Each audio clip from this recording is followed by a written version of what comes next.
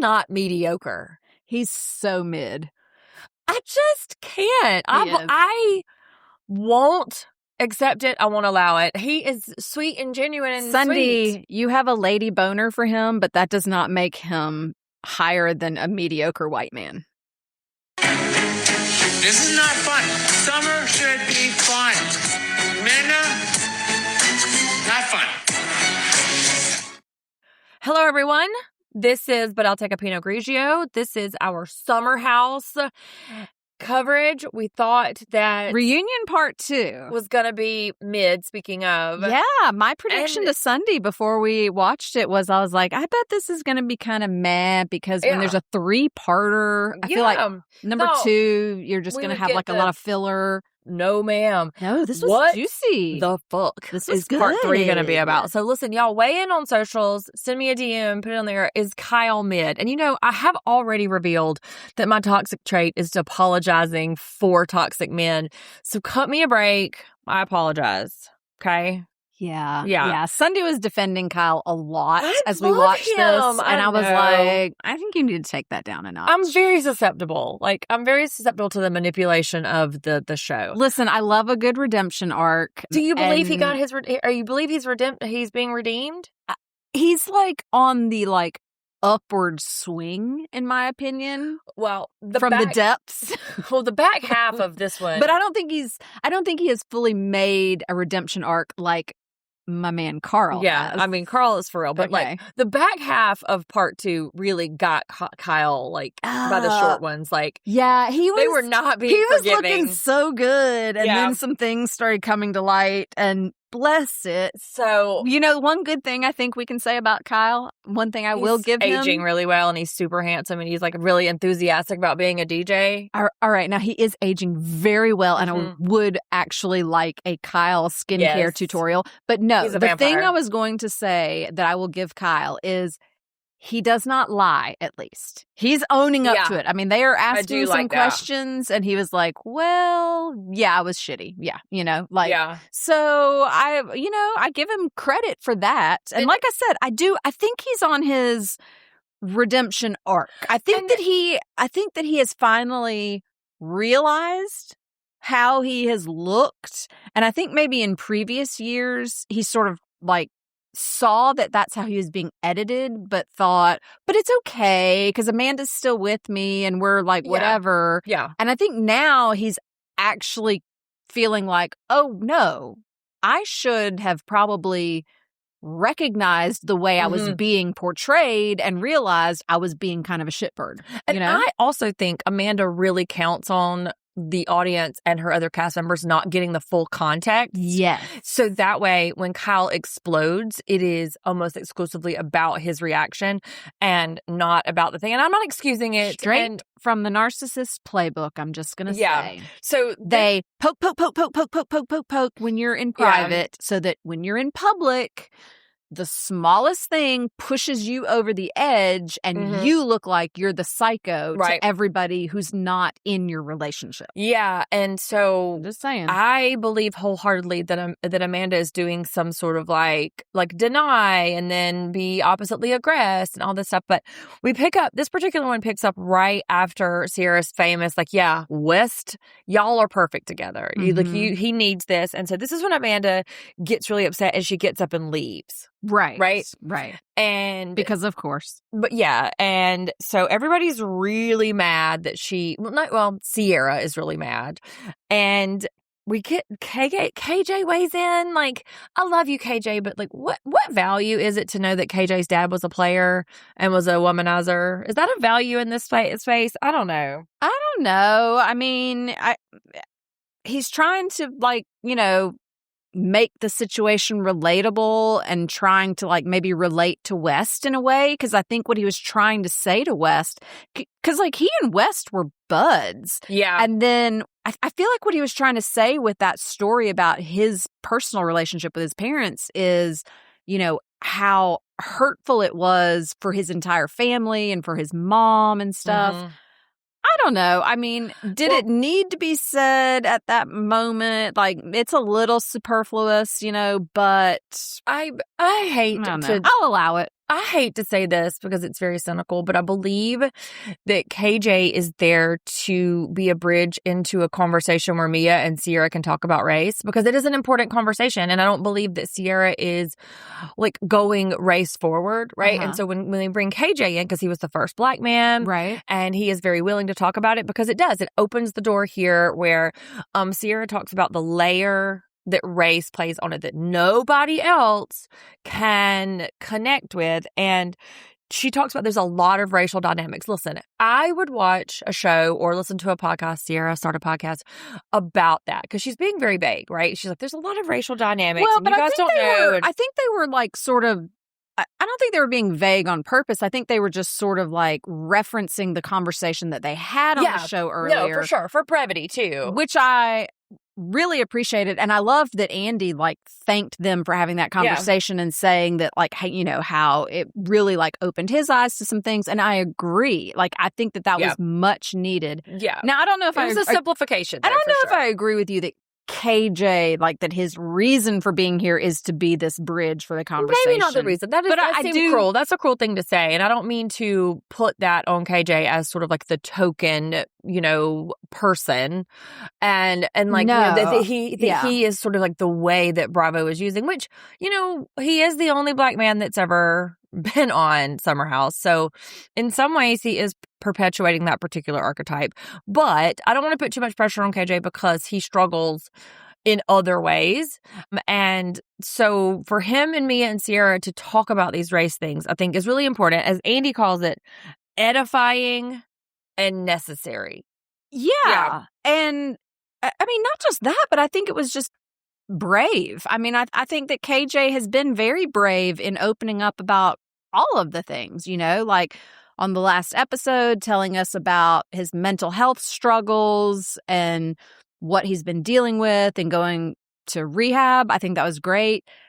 Not great, sure, obviously, but like great for him to be able to talk about it, you know, like, because especially as a psychologist, like I see so much that particularly with men and with men of color, like it is just historically and statistically more difficult for them to go to therapy, to seek out the help, just because of stereotypes and or not even stereotypes, but like cultural paradigms, expectations and that stigma. They feel like they're supposed to live up to, and so they don't necessarily see that as like the way that they should also go. And as two middle-aged white ladies from the South, we are obviously watching from our own experience and stuff. And so I don't mean to minimize KJ's experience in this way, but as like his first season as being very young, and Sierra and Mia have sort of like taken them under their wing as a little brother, he did, you know, do a good job of helping us sort of crystallize these ideas. But absolutely turns back to Wes. And so and while I would love to give an entire episode to KJ and all of his things, I'm sorry, the scamanda of it all is gonna trump this a little bit. Talk. So y'all three, please start a podcast so we can listen to it. But Amanda says that she stands by the moments that she was friends with Sierra, and those were true to her, and that was what she was really feeling in the moment. And Sierra's like, no, you don't. That's a lie. Do you think Amanda was being truthful in those moments when she told Sierra, you're beautiful, you're wonderful, I would die for you, I love you so much, you're my friend?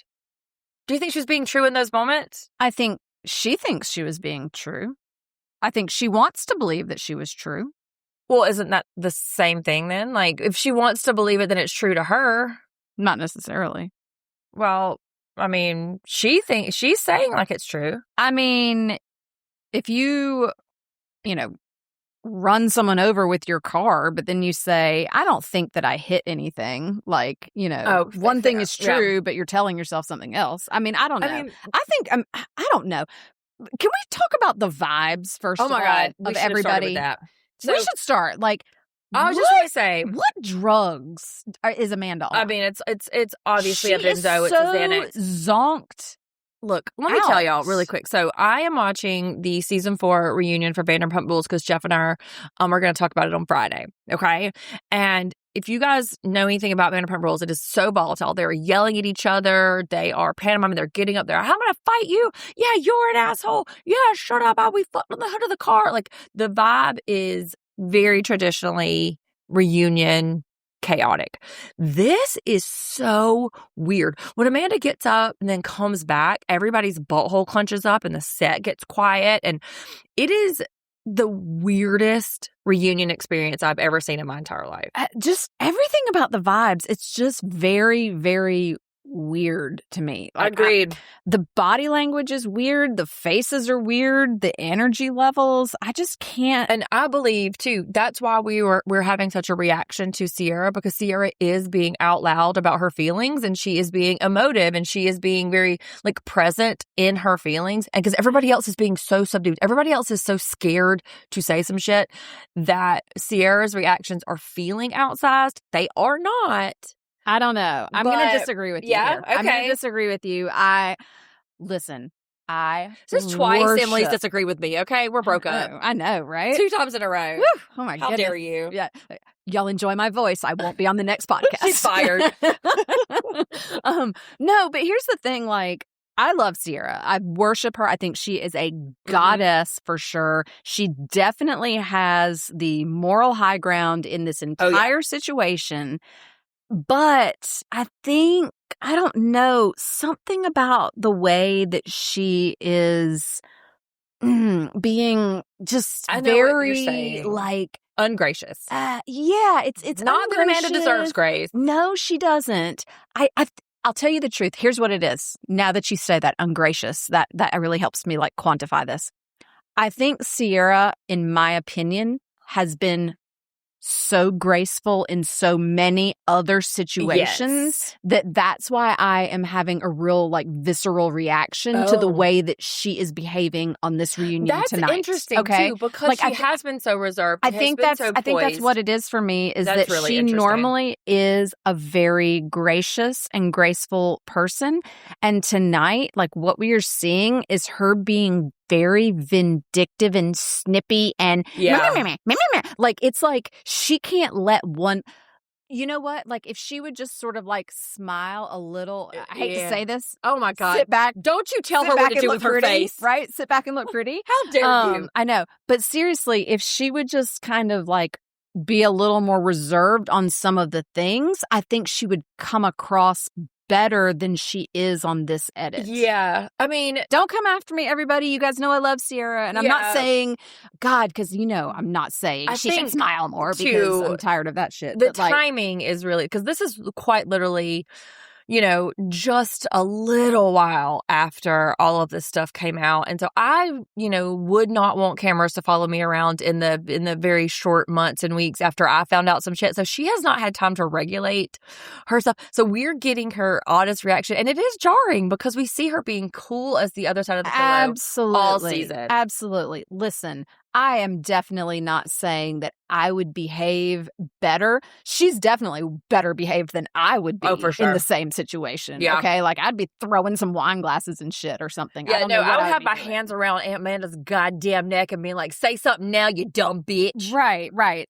So definitely I'm no judgment. I just think that I understand what you're saying. It was just very disconcerting for me watching this episode, and I kept trying to figure out like what is it that's like making me feel so ick about this. And I think it's just the juxtaposition of like how she normally is and how we know that she typically is as a person versus.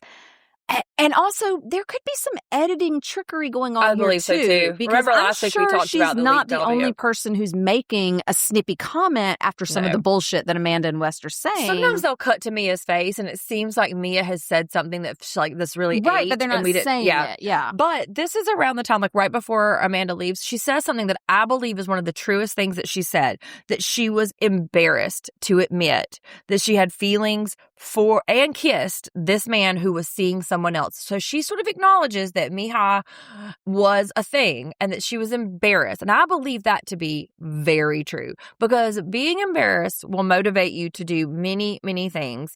And I think a lot of what she did and the way she moved sneakily is because of her shame. Like, I think Amanda has quite a bit of shame for whatever things happened in her life. But I believe that is something she grapples with. Yeah.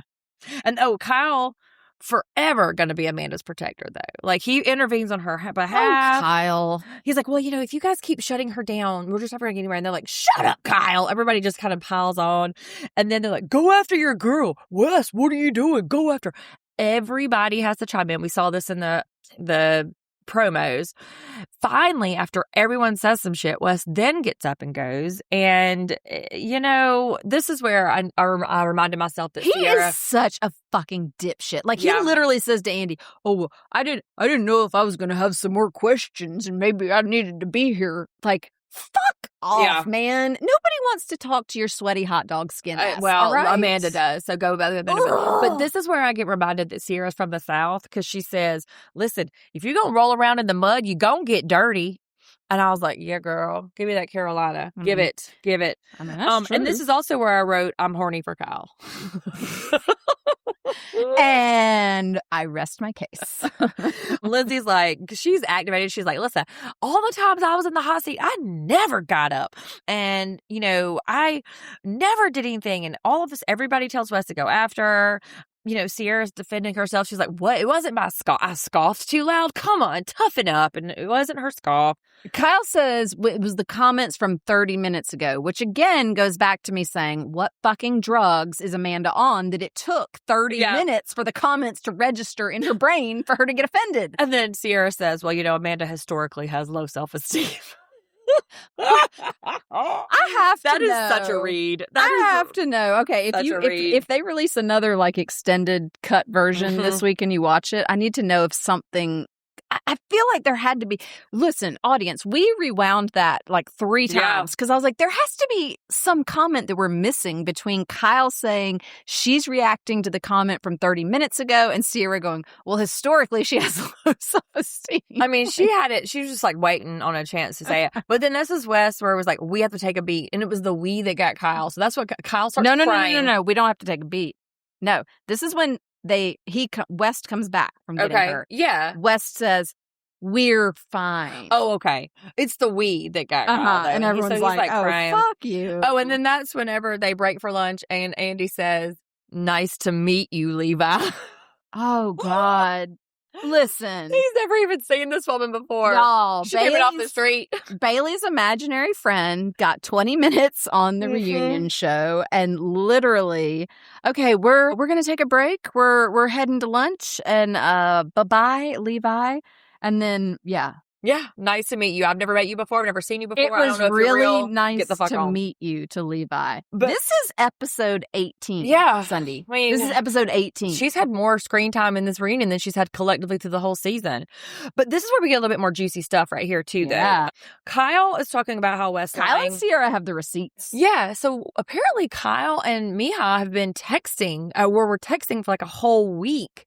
And Sierra and Mija, we later find out, FaceTime. They're that good of friends. So, and also too, I've been seeing Mija on TikTok, and I'm not gonna say go find her because she has been very classy. She's like, listen, I don't want to say things. She may have signed an NDA until after the reunion's over, but she's been very classy. If you want to order a horsehair tie, go to her TikTok because that's what she's doing. But everybody's like, maybe it was Sierra. I don't know. Maybe it was Mia. But Amanda's perfect for Wes because she's unavailable. She'll never be able to fully commit because she's married.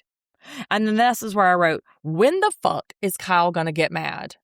Yeah. Because... Well, we found out. It took a little while, but yeah. Yeah. And Lindsay's worried about how her tits look. She's like, my tits look good? Like, yeah, girl, your tits look great. Yeah. I mean... And so then enter Dara. And speaking of a fucking read. Listen. This girl... I mean, I paused this and I told Sunday, please look up from taking your damn notes. I need you to watch this body language. I'm sorry. KJ and Dara, that was some awkward behavior, I feel like. Yeah. I don't know. I mean... You might be right. I don't know where this was because if you've seen the news that they have broken up and then gotten back together and then broken up again, and he's released a statement and she released a statement, something about treatment and something about his feelings about it. So we don't really know where they were in their journey at this point. We know that KJ was hospitalized in the fall and we don't really know, but Emily picked up on some strange. On this reunion, though, Andy's like questioning them a little bit because I'm glad that he did because honestly, when she walked out and sat down, like, to me, she had, I don't know, this almost like nervous energy, the same way that you are when you see your ex after a breakup that you didn't really want. I mean, that could be. I mean, maybe I was reading into that, but that's how it felt to me. And then Andy starts questioning them on things, and he says, so you guys have been together for 10 months? Yeah. And she says, yeah, but not congruently. What is that? She didn't use that word right. Right? Does she mean consecutively? I think she meant consecutively. Or concurrently? Like, she didn't mean congruently. And then Dara also says, this is probably the strongest relationship I'll ever have. Girl, unpack that. You might need to calm down. I don't know. I have a lot of feelings about that, but I don't know.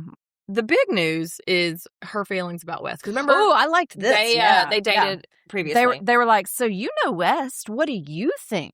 She's like, well, let me tell you. She settles in, like folds her arms. She's like, well, let me tell you what. I don't see Wes manning up for this shit. He treats women like they're expendable. And everybody's like, damn, okay. And she says, you like people to think that you're a good guy, but you treat the women in your life like they're expendable. And I think that is a very important thing for us to absolutely touch on. I mean, that is exactly right. Yes. And so meanwhile, Amanda's still gone. Okay. We're still on a break somewhere. And so then Kyle's like, because everyone's like, Kyle, where's Amanda? Go get your wife. I know. And Sierra's got her dukes up. She's like, damn, this is a long break. Why are we putting the damn reading on hold? And Kyle's like, what do I do? Everybody's chiming in, peer pressuring him. So he gets up, and then it's like, no. Everybody's going, and he's like, God, how awkward can this get? Much more awkward, sir. Buckle in. I'm so glad you asked, Kyle. And this is where I just wrote, is Kyle mediocre? I already asked that. So, I mean, Kyle's under a lot of pressure. Everybody's chiming in. Go after Amanda. She's holding up production. She's making it hard for everybody. Sunday defends the mediocre white man. Yeah, it is. It's my toxic trait, y'all. Don't at me. Do not at me.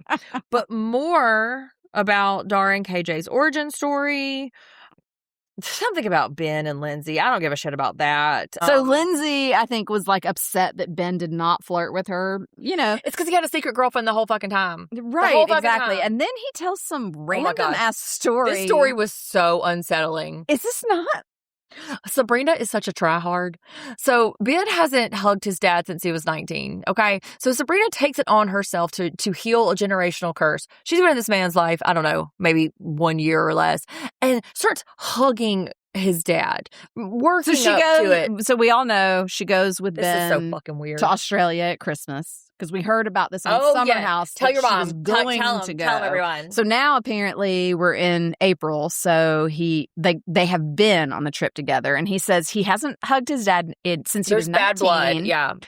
And so every day of the trip, she makes a point to hug his dad in the morning and hug him next to Ben and hug him. Such a tryhard. All right. Also, creepy. Why are you hugging your boyfriend's dad so much? Well, it's because it's so important to her to like. But anyway, to solve eventually, and to be I important. guess like the last day of the trip or something, he hugs his dad for the first time sort of since he was 19. Like halfway though, like he didn't even hug him; he just touched him, touched his shoulder or something. Yeah. Also, that was the longest pause between he touched my Emily and shoulder. I was like, oh, where are we going with this? Come on. What's happening here? But listen, Amanda comes back and a record scratches.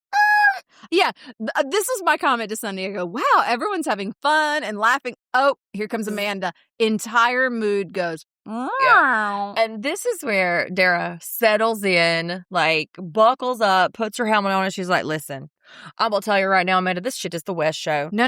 His biggest concern. No, wait. Pause on that. She doesn't just jump into it. Oh, Here is where I will pledge my unending love and loyalty to Andy. He goes, hey, Amanda, just to catch you up. Took a card from the side that he had moved over because he couldn't get to him. It's like, here, let's get back to these. Basically, he's like, hey, you've been gone for like 20 minutes. Let me just catch you up. Dara thinks West's real shitty. Dara, tell her all about it. Take it. Over to you, so Dara. Good. So and this is where it's like, It's the West show. His biggest concern is Andy being Cohen well earns liked. every penny of his money. For this Whatever one he gets paid. He was invested. He was definitely invested. Sometimes he's checked out, but this one he was invested. She says that he doesn't treat women respectfully, and Dara says, it's up to you to decide if this is worth it. He wants someone that he'll mold and fold. And then Andy said, you went from the Kyle show to the West show. Mm-hmm. And that is a fucking read. Like, Amanda is getting gathered together.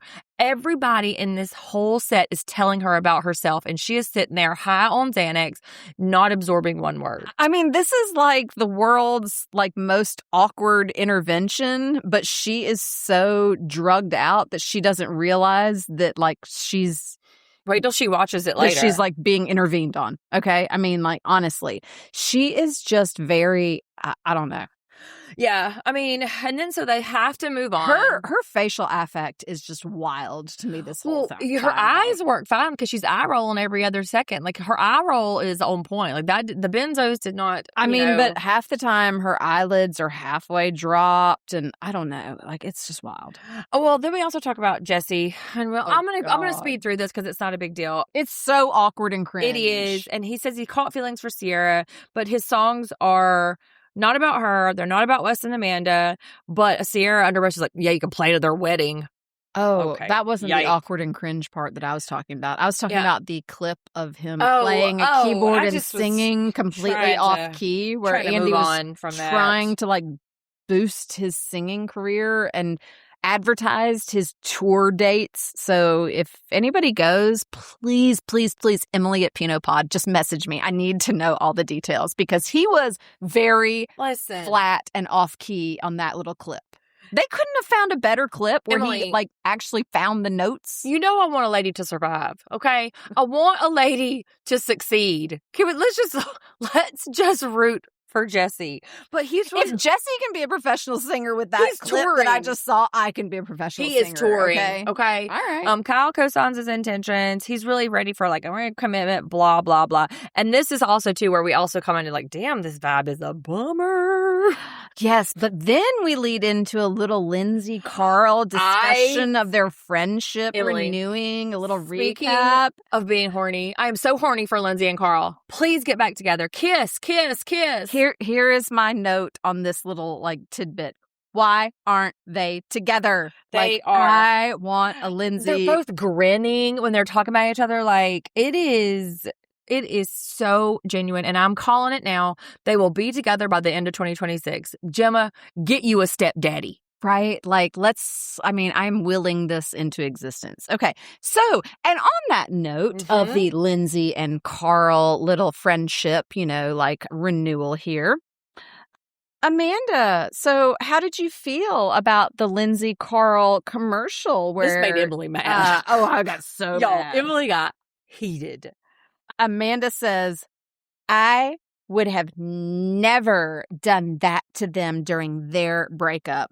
Y'all, Lindsay's face, I mean, I might make that my new, screensaver on my phone or something. It was amazing. How dare you? Her face was like, bitch, you better watch out. Well, they were all making jokes about Kyle's man on the street interview, which was, decidedly long. But when Amanda is saying these things, Sarah's like, please. And Lindsay's like, listen, I can't help that Kyle was on his tippies making out with a housewife. We were just trying to strike when the iron's hot. Like, damn.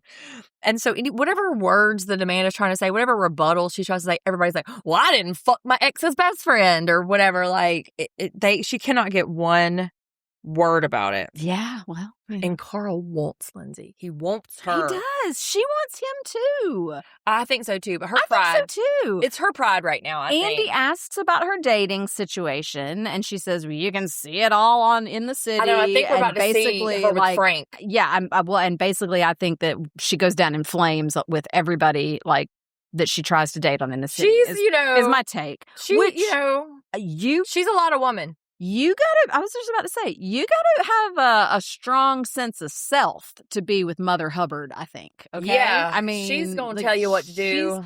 gather you. Not going to suffer any fools, okay? No. But that's why I think she and Carl would be so perfect back together now that he's done the work. He knows who he is now. He's sober. He's not like a big Carl to mess. Put on about 10 pounds, 10 to 15 pounds. No, I like this lean look. Yeah, I know you do. I know you do, boo. So on the last podcast, Emily was like, I just never, ever go for guys like Kyle. So Jeff, as a way to rebut that, because you know how Jeff be doing, sent her picture after picture after picture with her and her current partner, who is built similarly. He's very tall, very thin, very lean, dark hair. Emily just had to eat her words. Yeah, just had to eat her words because I was like, I guess there might be a similarity. Maybe I have a type. I don't know. Maybe, everybody has a type. Maybe Mine is broken and poor, usually.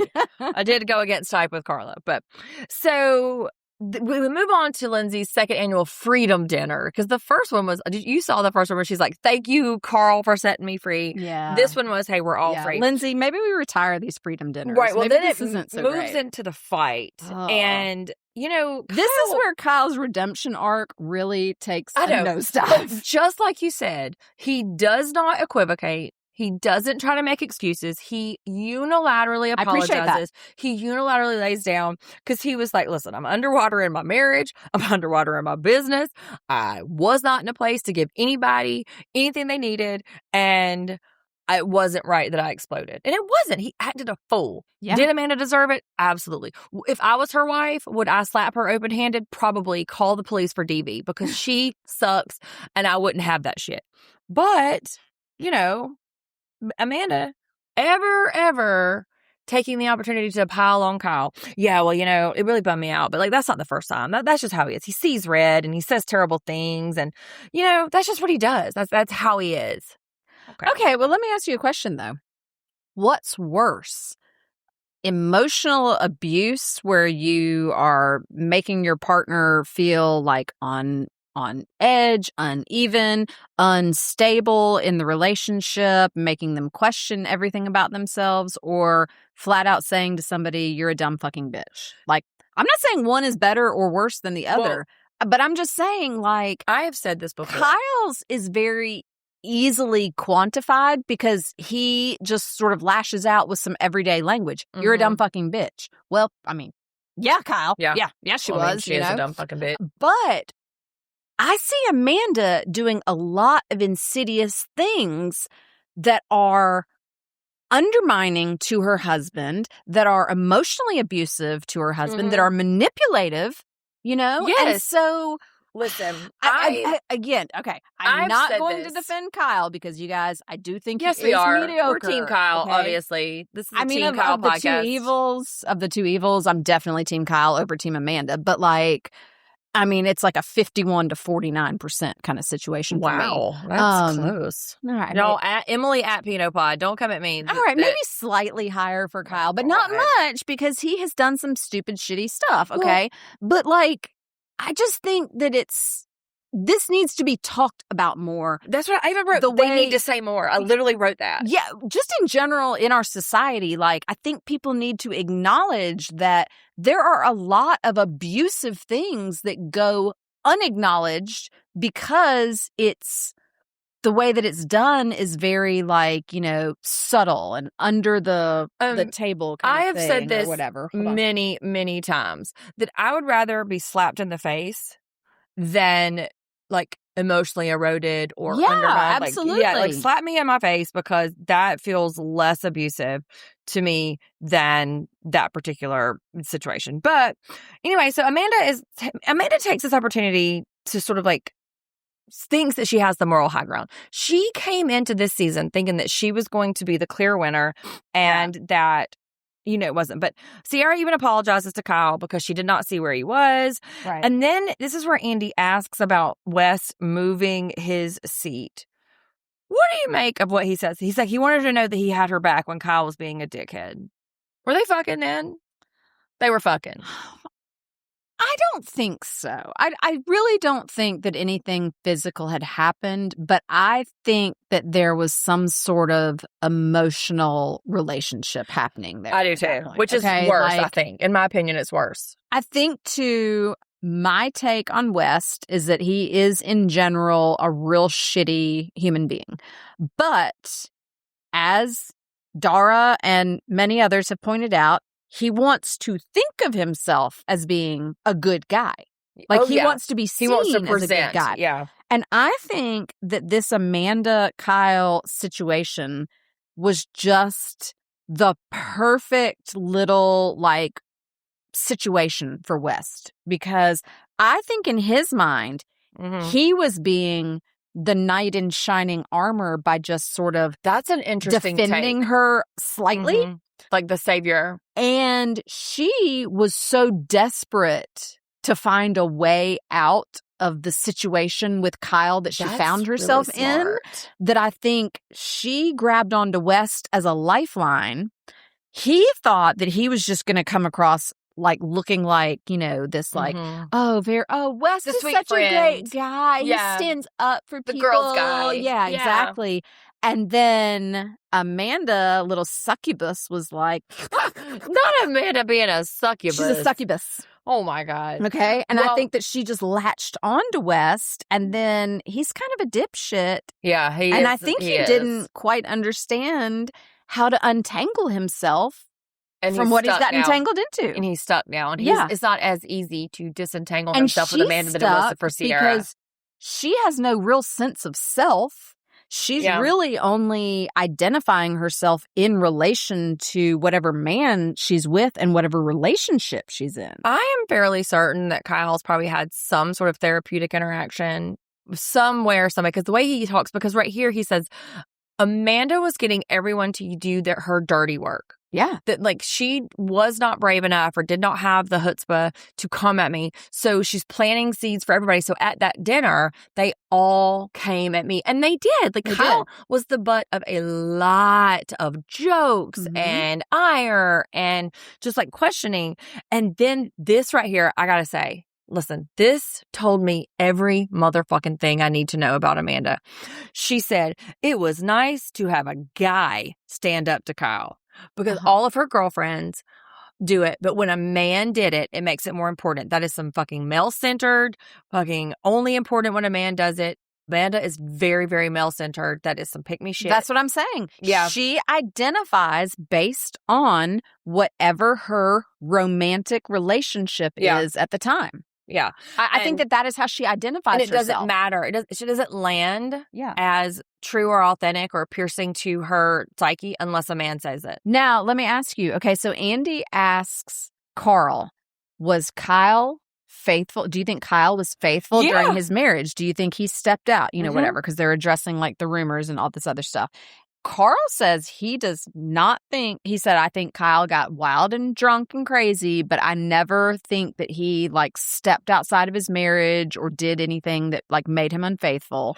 Right. Yeah. Lindsay was like, well, I mean, before they were married. Well, he blames. And then Amanda just is like, there were just rumors. There were rumors all the time. Rumors. Like, well, Kyle is like, listen, you're such a fucking hypocrite because you complain about me going out all the time. You complain that this, but you were with a man who is 2 times worse than me, who is immature, fraudulent, and phony. And all the things that you complained about me, you have hitched your star to a wagon that is doing the exact same fucking thing. You're a fucking hypocrite. What does Amanda say about that? Tell me. Is it ear stuff? Is it ear stuff? No. I thought you wrote this down. I did, but you jumped ahead 2 pages. I had 3 pages. I had 3 pages of notes in between where we were and before you did. So I'm still trying to like orient myself. I definitely stopped taking notes because I got so enthralled with what was happening. I just told Sunday. So I'm still trying to orient myself in my notes. So what did Amanda say? No, but Amanda says that she's basically like, I just didn't like going out with you. That's right. That hurt his feelings so bad. He teared up. Y'all, you can't tell this 44-year-old man who loves disco like he invented Not disco, Grammy. Like, you mean DJing? This bitch said disco. I'm going to call it disco. I like that. She said it was over on New Year's Day. That is his life. And she just said, I like going out, but not with you. Yeah. And Mandy. No. Mandy, how dare you? But I mean, that's mean as hell. That was because mean. if you watch the season, Kyle is constantly chasing behind her. Amanda, you want to go out? Amanda. And he says he only goes on benders. Hey, come have this drink. Hey, come do this. Hey, come do this. I mean, he is like a little puppy chasing after her that she's kicking. Some of the inappropriate behavior, the making out or the talking or whatever, it was because he was starved by Amanda. And there was a lot of crosstalk, but I feel like he said they had not had sex in 4 years. That is what he said. Because Andy, thank you again. God bless you. Yeah, he clocked the fuck in. I would kiss him on the mouth if he was right here. I love it. He clocked in. He circled back and was like, so your needs were not being met the whole marriage? And Kyle said, for 4 years. Now, this audience is different than the 7-year situation. Yes, that we was did the here. rumor. They've been married that long, I think. But yeah, he says no. Now, he says let's see, what did he say? He said, I have not slept with anyone. I have not had an affair, but I have been inappropriate. Yes, he's never slept with anyone. And Amanda keeps saying he stepped outside of the marriage. Show me the video. Ma'am. She keeps saying there's a video. Show me. Post it. Let me see it. Ma'am, I don't think your divorce papers have been filed. So no, ma'am. Okay, Kyle is still trying to go after you when you storm off stage. Hey, pot, this is kettle. Yeah.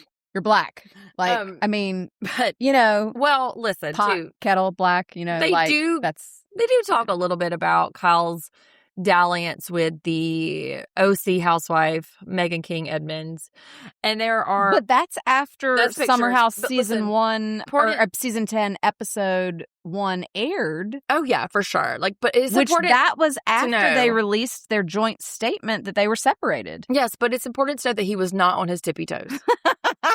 That his heels never left the ground. Analyze the footage. He did clarify that. But he also said that the show, they wouldn't talk, they wouldn't do anything for all of the months that they were in the city, and then they would bring all of their shit to the summer, and that the show was helpful in them working it out, which is a lot of pressure for, I don't know, 6 or 10 weekends, 8 or 10 weekends or whatever. Right.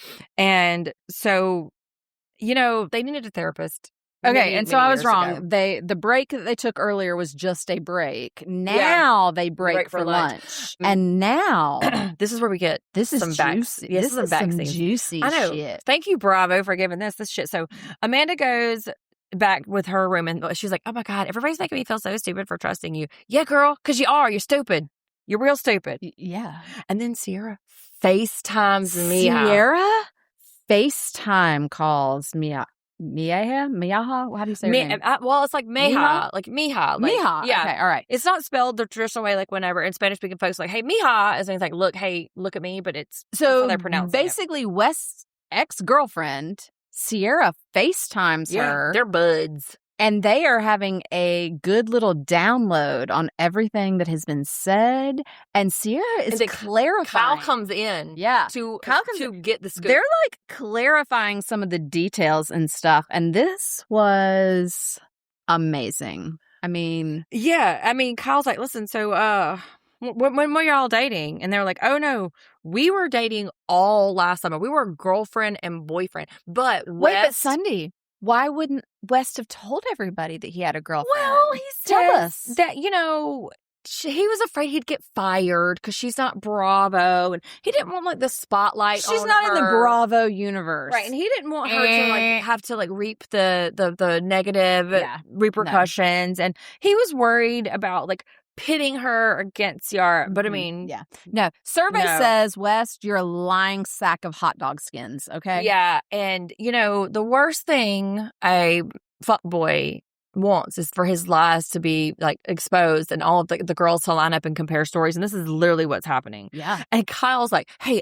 can we just call you from on set? Would you mind if we just when we got out there we just FaceTime? I'm like, yeah, do it, messy boots. Oh my God, I love hope it. They do. I love it. If we get that on part 3, I'm gonna be so happy. Listen, if this was part 2, what we thought was going to be the dull of it, I know. What the hell? I know. What the hell? All right. We're going to take a quick break here, and when we come back, we'll talk about In the City. Yeah. I did it. You got to keep close. This one, I had some pockets of juiciness. I think that it was more rage bait. Yes. Than anything. Agreed. So, to remind, Lindsay and Frank were flirting. She was flustered. Amanda is moving out. It's going to potentially save our relationship, Kyle. Sure. Lindsay and Danielle are fractured, and Kenny is mad at Lindsay because he has a small penis. Paraphrasing. That tracks. Okay. That seems accurate to me. So this episode picks up. This is where the juicy part was. Yeah. With Amanda, Sierra, and West. And meeting for like a lunch or afternoon. Very casual. Whatever. And the editors made a point to leave in that Sierra and Amanda can see each other's location. Mm-hmm. That's important if you were following the lore. That's sort of how Sierra understood that Amanda was with West. There's a long hug between Amanda and West. And like much longer than it needed to be? Yeah, always. I felt like much longer than it needed to be. So she tells Sierra and Wes that she's moving out. She completely just unloads. Later in this episode, we will realize that Kyle doesn't know any of this, but she's already decided, she's already locked, and she tells West and Sierra. So Sierra and West meet Amanda, and West is like, what, are we having lunch at a construction site? Like, what's happening? Mm-hmm. And she literally says, this is my new address, but just me. Right. And they're like, what? You did this by yourself? You signed a lease all on your own? Yeah. What a big girl you are. Right? Like, I have to actually say here, Sierra, have you been enabling this, like, childlike behavior in Amanda the whole time? Because, like, again, love Sierra. I'm not coming after her, but, like, Amanda, you are 30-something years old. I wrote this too. And everyone's acting like, oh my goodness. Hand claps for Amanda that you filled out a lease application. Also important. Amanda is very effusive. Oh, I love this. This is my perfect little trio. Wes and I are really good friends, and Sierra's my best friend. I'm obsessed with her. I'm just obsessed. And it is not a great look, and it is just making super weird vibes. So then. And also Sunday. Like, bravo. We love you. We love you so much. Amanda's in her confessional. Okay. Amanda in the confessional, and the producer just busts right on in and says, hold up. Why don't we talk about this from now? Yeah. And they give us timestamps. Yeah, and you called it. You were like, you can tell this is later because her bangs are grown out. Right. Her shitty bangs have grown out. Her shitty bangs were grown out. So it was obvious time had passed. Yeah. Mm-hmm. And so the producer's like, okay, let's talk about it. So the confessional that we get May 5th. Y'all. That's literally 1 month ago. Oh my God. Not even. And I just wrote, we love Bravo. And thank you, Bravo. Then they give us a timestamp on this little meeting. Right. So the lunch at the picnic table was October 22nd, 2025 at 4:16 p.m. Thank you, Bravo. For thank you. Doing the Lord's work here. And the producer says, how'd you feel here? And, did you have a crush? And Amanda's like, no, these were my friends. Like, she maintains these are two very important people to Amanda swears nothing was happening. Sierra and West were just her friends. I don't believe it for 1 minute. The whole vibe between her and West was sus. It was super weird. Yeah. And West was being super gross, like in his whole, like, oh, Sierra, you look cold. Here's my jacket kind of thing. Yeah, but also Amanda needs vocabulary lessons. Somebody buy her a word-a-day dictionary calendar thing. But also, so offering Sierra his jacket. She uses words wrong all the time, and it bothers me. But the thing is, still needling her. So, did you tell Kyle? What does Kyle think about this? And, Amanda brags that she told Kyle on their anniversary. That is fucking awful. Was the most cringe thing to watch. Like when we watched them out at their anniversary dinner. So bad.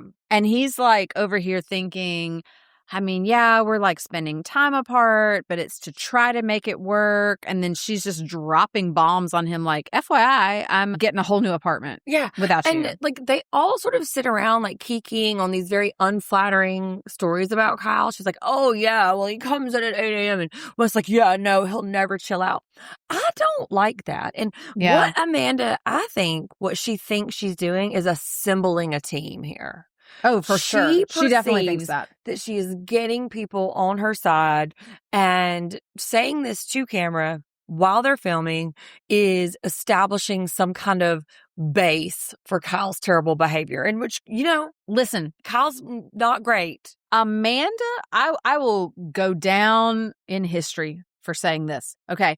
Amanda thinks until March 31st, 2026, when she and West have to release that statement, I swear to you, Amanda thinks she has the upper hand in this entire situation until they have to release that statement. She thinks you're absolutely right. She thinks she is so smart. She thinks she has everything figured out. She thinks that everyone thinks Kyle is the villain. Amanda, sweet little baby who has been mistreated. And you can tell this by the way she acted the whole Summer House season, about how she's so put about, how she just sort of sit back and let everybody do her business. There was even this thing where Sierra prepped Kyle for her having to tell him that she moved out. She didn't even do that work on her own. Sierra did the work for her. And so she is real high thinking, you know what? I am the hero. I'm such a put upon. I'm an abused wife, my husband, blah, blah, blah, blah, blah. And, there's this whole back and forth about the financials of it. There's no prenup. And there was a moment, you noticed it more than I did, where Amanda kind of something when they were talking about financials or her lover boy involvement, there was something happening, and Sierra's like, hey girl, you could be on the hook for this shit too. Wake up. Yeah, I don't know. There was a very weird thing with her face going on during there. I don't know what it was that was behind everything, but something was weird there. She definitely...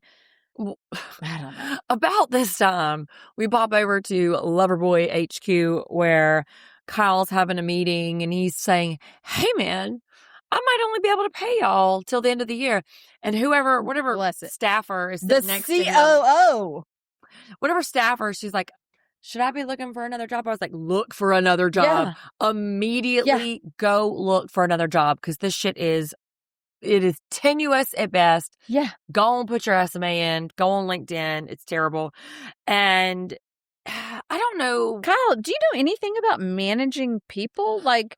I don't know. I don't know. Again, I'm going to say, here's a feather in Kyle's cap. The man cannot lie, obviously. No. He cannot lie. To save his life, apparently. Even his financial life, Wouldn't you rather him be honest with folks and instead of just surprising them, hey, by the way, it's Christmas time. You won't be getting a paycheck this month. Kudos, I guess, to him for being upfront with people, but also, dude, if you're going to be in business and you're going to be running a company, you might need to have a little bit better poker face on things, if you're gambling on your company, gamble on it, man. And I think you did make it work, $1 million loan. But I don't know, whatever. I am fairly certain that when they recut these edits, they recut these to make Kyle seem much more sympathetic and make Amanda be this probably, I would agree with that, horrific person. Yeah. But before we talk more about that, Lindsay and Frank, remember last week? Well, we thought we liked Frank. Okay, we're okay, this dude's shaping up.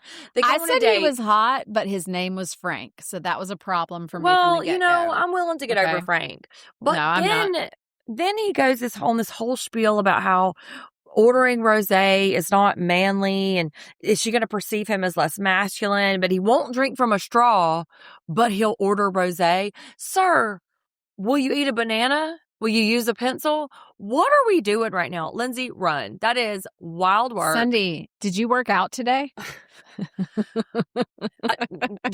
Sir, we're done here. Wait, hold on. Pretend we're on a date. Okay. Cindy, it's our first date. Did you work out today? I absolutely did not. I didn't work out yesterday or the day before. Did you work out? If I'm frank, yes, apparently. Apparently I live at the gym. That's disgusting. Don't. Who asks you, did you work out today? If you're my accountability gym partner, exactly. maybe it's okay to ask me. But I swear to God, If the tall man upstairs were to look at me and go, "Did you work out today?" I'd be like, "Motherfucker, let's go. Yeah. Put on the boxing gloves right now. I'm going to bare knuckle you. I will fight you." But what? And especially, and that's a man that I live with and have committed 5 years of my life to. Like, a first fucking date, you look at me and go, "Did you work out today?" This is Lindsay's second date in 8 months, and she's just trying to get fucked. She, even though he runs a dairy and milk company, to what Chris Rock said in his stand-up, she's like, women know if they want to fuck you within the first, 30 seconds, and they go, "Man, I'm going to fuck him. I hope he doesn't say anything too stupid." Yeah. Well, Frank, guess what, buddy? You ruined it for yourself. Guess what, buddy? You said something too stupid. Yeah, you ruined it for yourself. That is too stupid to fuck right there. And he's like, maybe you're the Samantha Jones. No, that reference is 20 years too old. We're not going to Sex and the City references anymore. Also, Sunday, Frank is a milkman. He is a milkman, not like O'Sheen on Southern Hospitality, who does OnlyFans with milk content. He is a literal Manhattan milk, delivers milk. He has a milk company that delivers milk in Manhattan, and he openly says it's based off of their looks and muscles. He's banking a lot on his looks.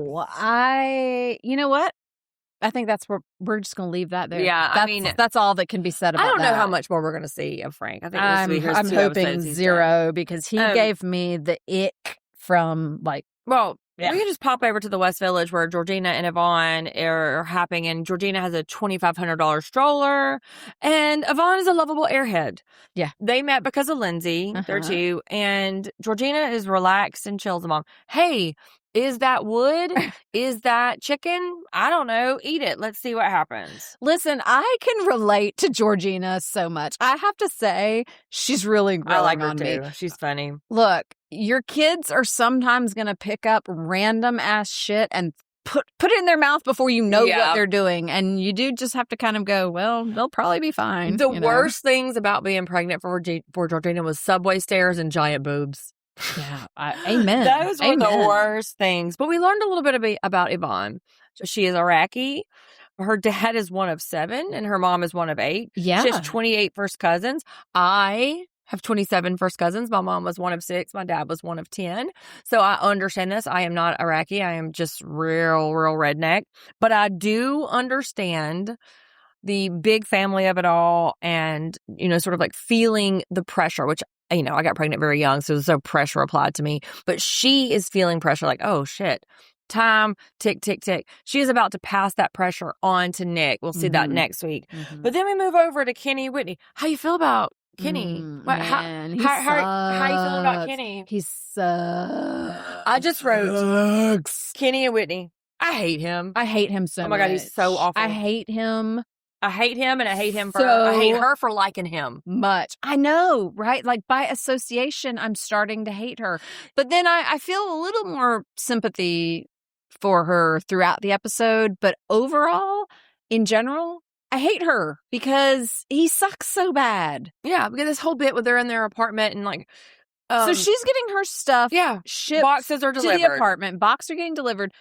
She is moving from LA. So she is moving over 3,000 miles to come make this relationship work with this man. And this motherfucker wants to give her some shit about the number of boxes of clothes that she has being sent here and things. Back. I mean, her all of her earthly belongings are being sent to this apartment because this is where she lives now. He won't even move his bike out of the closet. Fuck him. He's Fuck the him. worst. But, sucks. Kenny was poor as a kid. You know what, Kenny? Join the club. Right. I was real poor as a kid. Give me a break. But he manifested his success because you change your energy, you change your life. Fuck off. Gross. That is disgusting. And she does. I'll give her credit. She pushes back a little bit, but not enough. That's why I'm saying, I do start to have a little sympathy for her because she does stand up a little bit. She says, hey, man, this is really hard for me. I'm moving to a place where I have 0 friends. Mm-hmm. I don't have a support base, a group here. And you're kind of being mean about stuff. And good for her for standing up to him. This is where I believe that this is where I start to think that Kenny is very, very much aware of his on-screen presence, because he brings up the idea of minions, and then he does that later in the lunch. So I think that he's trying to cultivate, I don't know if it's like a catchphrase or some kind of like... So I think the minions was from the other episode. Right. But I think he's trying to like make it his definitely. bit. Definitely. And this is where she cries. She's like, I don't have any friends here. Like, he's making a joke, and she's like, this is not great for me. Please help me. Right. He does relent a little bit, but not before he's like fucking with her sculptures and stuff, and like mocking her in a way that seems cruel and seems a little out of touch for where she's at. Yeah. What's the age difference between them? Ooh. Is he older? He's definitely older, but that's a good question. Yeah, I know. I need to look that up for next time. Yeah. But he performs good boyfriend. Like, right? It's like, he's not actually a good boyfriend, but he is, acting like it. And then... All right, I can see that. Before we get too far down the road, we need to address the Uber hand job of it all.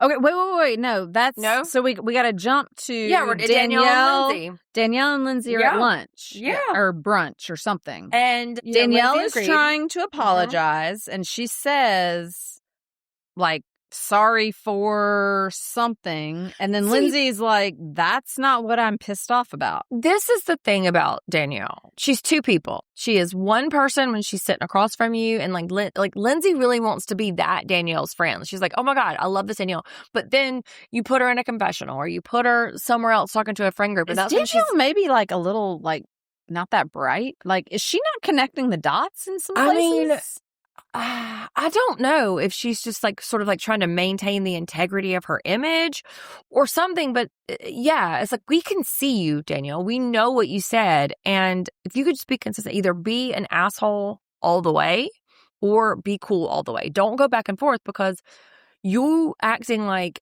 you don't know what Lindsay's talking about is wild. And so Lindsay even confronts her with this freaking hand job where she's like, I don't think I did that. Yeah, she literally says, I don't think I did that. And I mean, like, you don't think? I mean, listen, though, in her defense, can you remember every person you've ever given a hand job to? Probably not.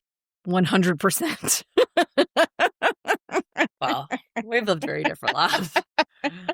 Well, I mean, that's wild work right there, but okay. That's wild work. That's wild. Said you can't. That's, I mean, like, come on. I mean, I'm not slut shaming at all, because you're that laugh felt like a little slut shaming, but I'm just saying. No, that just was amusing to me. But, everybody's telling her. Supposedly not Amanda, I'm sorry. Supposedly Kenny and Whitney are both 34, but I'm finding this hard to believe. That's a hard 34 for him. Wait. So Emily Googles on air. Jeff, we love you. Emily Googles on air. Emily Googles on air. Okay, so Whitney is definitely 34, age confirmed. Kenny, I see 34 on one site, and then I get age unknown on another one. Yeah, he's pulling a Kimmy from Ladies of London. He is not 34. But if that's 34, if that's what 34 looks like for him, that's a hard 34. We get some flashbacks to like 2024 Danielle, and then also to 2019 Kyle's like, listen, was it over the pants? Was it under the pants? I don't know. Listen, I'm gonna ride for Kyle forever. But Lindsay relents. She's like, listen, I know your delivery is terrible, but I'm going to go. They're on a show. They're coworkers now. They're on a show. It doesn't make for good TV it's for not her to hold a grudge. It's not just that they're coworkers. They genuinely were good friends at different points in their life. Yes. I mean, I know that. I mean, I think that Danielle is just that friend that says stupid shit sometimes. Yeah. I don't know that she means it in a malicious way. I think it can still be as destructive, though. Like, absolutely. I'm just saying, like, I don't think she's trying to come from a bad place. I don't know. I mean, it remains to be seen. She does some dumb things. I will say this too. Lindsay is very savvy about how she presents, and to bring beef into this brand new show, episode 3, that a lot of people who are watching don't know about, is not beneficial for her. So she's like, you know what? Danielle's going to fuck up all on her own. She can do bad all by herself.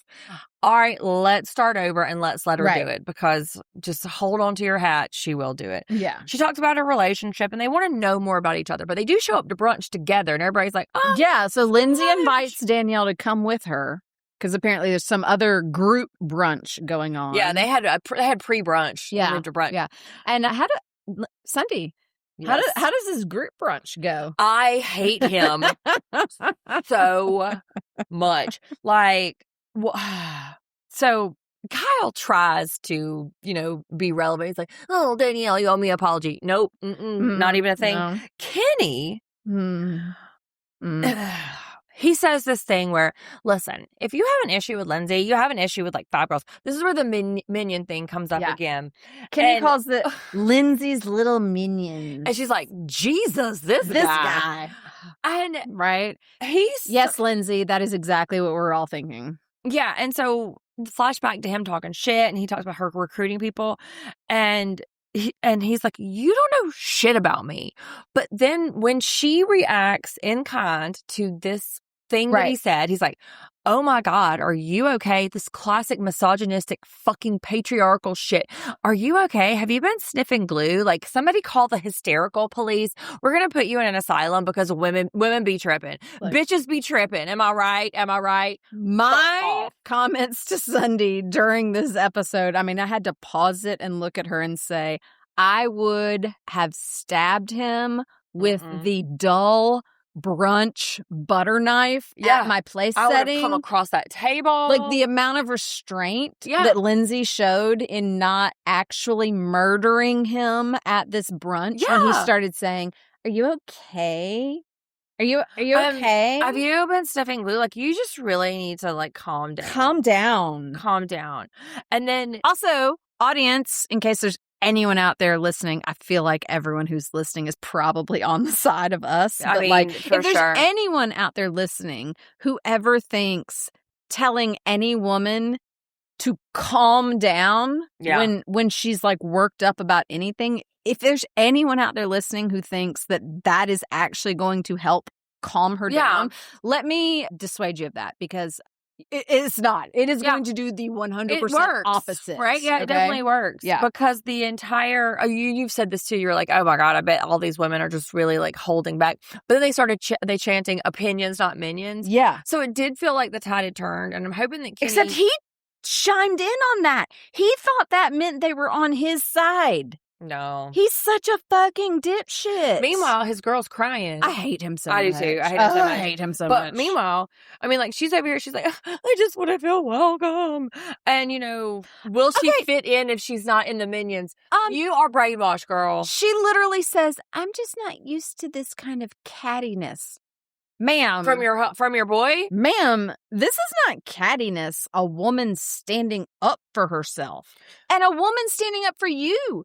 The whole beef between Lindsay and Kenny is that Lindsay pointed out to Kenny how fucking awesome it was that his girlfriend was moving 3,000 miles across the country for him without a ring on her finger. And Lindsay, as a woman of a certain experience. And he took that as like this huge insult and like, why are you even getting involved in our relationship kind of thing? All she was doing was making a 100% valid and obvious statement. Wow, that's a big leap for a woman who is not guaranteed any security with you whatsoever because you have not even made a proposal. Like, this is a huge leap for this woman to take, that she moved all the way across the country, left her home, whatever her apartment house situation was, or whatever, moved into yours, is trying to like make this a joint situation with you. It's internalized misogyny. And you're just sitting here acting like, no big what up, why are you being so weird about it? All Lindsay was trying to say was, wow, that's amazing that she's making this leap. Well, listen, though, everybody has known a Whitney, right? Like, so a beautiful, smart, interesting woman is with a man who is domineering, who has like, specific quirks, who is very like controlling about his space. And when she's in front of him, she has to kowtow to his fucking shit. But then as we see in the next scene, when she gets around women and when she is, propped up by other women, she can see it and she can kind of like let her guard down. And by the way, Lexi is a real person and she may or may not be touched. Look, Sunday says this. I think maybe she struggles just with the English language. I need to look it up. I think English is her first language. And if it's not, I will retract it. I will pull it back. But I think English is her first language, ma'am. But so it's Georgina, Lexi, she may and just Whitney. Struggle when she's like put on the spot. I do too. Sure. I mean, there's not at all any developmental delays there. But Georgina tells this story about how that is not diagnosed. That's not an official thing. She said Georgina tells the story how she set her parameters on Hinge and for Santa. Santa Claus did. Santa Claus popped up. You know what? But she didn't match with Santa. She didn't match with Santa. Oh, she didn't? No. I thought she did. I thought she said that's all that she matched with. I thought she saw him and he didn't match with her. Oh, that's hilarious. Hey, I mean, if I were single, I would swipe right on Santa. I would never. Are you kidding? Presents? No, I don't want to know what present. You only have to see him once a year? I do not want to know what present Santa in New York City on Hinge is bringing. I don't want it. But Whitney is still upset, right? And they're like, well, she should be. Yeah. I mean, Lexi is basically like downloading to her all the things that her husband has heard from Whitney's shitty she ass downloads boyfriend. some shit, doesn't she? She does it. She's like, oh, I gotta tell you. She's like, well, let me just repeat back what I've heard. But they all blame it on Kyle, though. And like, it doesn't all originate from Kyle, I don't think. I think Kenny has said this to multiple people. And he has expressed this discontent about not wanting a spark or not knowing if he's sure, or whatever, to a few folks, even of what we've seen. And so for Lexi to, reduce it to just Kyle feels a little pointed, but nonetheless. I don't care if Kyle is the only one that Kenny is saying this to. He's still saying to someone other than his significant other, their relationship future is murky. Murky like the swamp. That's what Georgina said. He is not sure if there's a spark. That's right. What? Yeah. What? And this fuckboy says he's not sure there's a spark. And I have just moved coasts. I just moved from the West Coast to the East Coast where I know no one, where I am in a different, like, to process it. She's like, is that what he said verbatim? And they're like, girl. This is fucked up shit. She's very triggered because her last relationship, she felt like she was not enough, which seems like a pattern is emerging. Whitney, you might need to see a therapist and unpack that, because if your last boyfriend did this exact same thing and now you've picked this boyfriend who is doing this same thing, this might be a pattern reenactment. You might need to unpack your relationship with your father and your mother. But that's also, all I'm saying. Do you not feel... I felt a little sad when she said that, when she was like, yeah, my last relationship was like 2 years and like he broke up with me because and she was like, I just wasn't enough. He made her feel that way. And I'm like, God, that's horrible. You are drop dead gorgeous. I mean, you've got a lot going for you. I mean, she has had a career and had other things going on. Like, I know we've done a lot of reality TV in our past, but it's okay. Like, welcome to being a woman in the world. I don't know. It just made me feel really sad for her that, like, the way that she described the last relationship ending was that, like, they just weren't right for each other. Hey, that happens, okay? Not every great girl and great boy is going to be great together, okay? But that doesn't mean that you're not enough. Well, that just means that was a mismatch. That's her embedded trauma, whatever. That just makes me feel sad. But Georgina gives some real good advice. She was like, listen, man, don't get upset unless you need to. That's profound. I mean, thank you, Georgina. I will not get upset unless I need to. But you know who needs to get upset? Oh, God. It's fucking Kyle and Amanda. They're in matching sweatshirts. What are they rubbing our nose in it? What are they doing? They're on their way to do some fucking podcast, and it's the Boys Lie podcast. And for those of you guys who are not super entrenched in the lore, a few seasons ago, Boys Lie, the brand, partnered with Amanda to do some sort of collaboration, whether it was like sweatshirts and sweatpants and whatever. And I believe since the scandal, they have distanced themselves from her.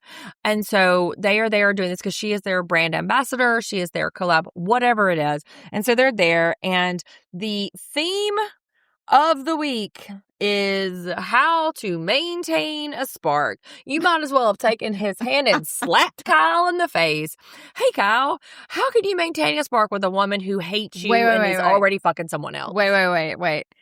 Before we get to the podcast, though, are we not going to discuss the, like, street walk talk that we had here? What do we need to say about it? Okay, so as they are walking, okay, Kyle and Amanda in their matching Loverboy sweatshirts and apparently matching t-shirts underneath that they did not even plan out. Yeah. They are literally walking on their way to this like photo shoot podcast. This is where she breaks the news. And Amanda goes, hey, just FYI, I did find an apartment, but it was so much harder to find like a month-to-month dog lease. friendly. It was dog friendly and that I liked and blah, blah, blah. So the place that I found is like a year-long lease. And you can see Kyle processing this in real time. Like, he's like, wait, what? But this is what is so fucking diabolical about it. She's telling him, no. She has already told Sierra and Wes. Yes, but she's also telling Kyle, this is not it. No, this is not the end. This is good for us. We're separating. We are not the end. It's all good, man. We're good still for married, us. But I just signed a year-long lease someplace else. She is gaslighting him. It's going to help, Kyle. It's going to help us. And he's completely optimistic. And this is why I will never stop rooting for my mediocre white man. My mediocre white man named Kyle. Because this is brutal. And especially fucking Bravo, you are just insidious as fuck. Coming off the reunion that we just watched, and then to see her do this to him, there's no coming back from this for her. And you know what? That was rough. She could have survived this scandal if In the City was not airing. She could have gotten over it. We could have forgiven her, but she will never outrun this shit. She will never beat the allegations of being a dumb fucking cunt. Yeah. And I'm so sorry, but she's the worst. So, speaking of dumb fucking cunts, Kenny and Whitney. So Kenny and Whitney go to dinner at their now apparently regular spot in NoHo. It's a crazy day. It's a crazy week. Yeah, and she's literally, she's giving so many breadcrumbs. She is just pouring it out there. Like, it's just a crazy day. It's just a crazy week. And he's like, okay. But they're also too really. He's literally perusing the wine list and like not paying attention and at they're bouncing back and forth though between the podcast to what she says and their dinner because the theme is like lack of spark. So they keep showing scenes from the restaurant and scenes from the podcast. And so like we see him speaking Italian. She's like, oh, breadcrumbing him. Oh, crazy. And then we see Kyle visibly uncomfy when they ask him about it. And they go back to the restaurant. And Kyle says this, which not great, but when the spark's not there, haven't had sex in 4 years, you try to look elsewhere, which is ironic because he says he didn't and Amanda did. So yeah. And then we go back to the restaurant. Whitney confronts Kenny in the most passive and roundabout way. And she was like, hey, listen, so I think there's a thing that somebody said. And like, I think like somebody told Kyle and then Kyle told somebody that like maybe we're missing the spark. And that's where it ends. And he just, we leave it on his face where he's just. On his dumb fucking face. His dumb fucking face. Yeah. So, scenes from next week. Sunday, he's not even cute. Like, I can't see him as cute. He's just so ick. All right, so who's Bridge and Tunnel? Kenny, right? Oh, yeah. What was our other one? The big golden apple? Yeah, so who's the big golden apple? Lindsay. Mine's Lindsay. But Bridge and Tunnel is both Kenny for sure. But like, who's your big golden apple? Okay, but I think last week it was Kenny and Lindsay too. Oh, well, they're really like performing some archetypes. Yeah. Wait. Who else could be a big golden apple? Georgina. Okay, Georgina could be the big golden apple. There we go. And I totally forgot that we were doing this bit, by the way. So Me too. Until I'm trying to wrap it up. I know. I'm trying to wrap it up. And yeah. Okay. I will say, I think Georgina is really growing on me as a cast member. Kooky. She is a little, but I really appreciate a lot of her kind of like chillness about being a mom. And I think that that's sort of when you are a little bit later in life being a mom. Yeah. Like, I think you are a little more chill. For sure. You know, like, I can remember, like, having, like, my first kid at, like, 31, and a lot of, like, my peers at the time where I lived were, like, in their mid-20s, early 20s, and they were all, and I just remember thinking, like, oh, should I be a little more freaked out about things? No, I was 19. I was 19, so everything was scary, and everything was, but I didn't know enough to be scared. I was you know, so I'm liking Georgina. I'll give her the big golden apple. Yeah, I do too. I have a feeling that Georgina's going to sort of like ride the outskirts because there's so much juicy stuff, and we are all in the shadow of Summer House right now. So once Summer House goes away, which next week is the last episode, that's the finale of the part 3, whatever. Once we can get out from underneath that shadow, we can talk about Summer House because we won't have anything to compare it to. We won't have like a timeline to go back and forth. Right. So we're just out here raw dogging in the city. Unless the Bravo producers drop some date stamps in the situation like they did this week. Thank you. Not to, get too heavy into it, but there is the rumor that Kyle and Wes had that 3-hour conversation that was filmed, that Bravo filmed it. So that footage has to go somewhere. So I don't know if it's going to go in the city. Fingers crossed. I don't know if it's going to go in the city, whatever. But anyway, find us on all of our social medias. We've been very active. There's a poll on Instagram about Top Chef. Who do you think is going to go? Who's your vote? Rhoda, Lawrence, or Sherry? Who's your vote? I actually think Lawrence. Boo! I know. No, it's fucking Rhoda. You're kidding me. I know. I hate to vote for a man over the women. Yeah, I know. But you gender traitor. I know, but I really like him. I went back and caught up on a few episodes, and I feel like he's really like. He's the underdog for sure.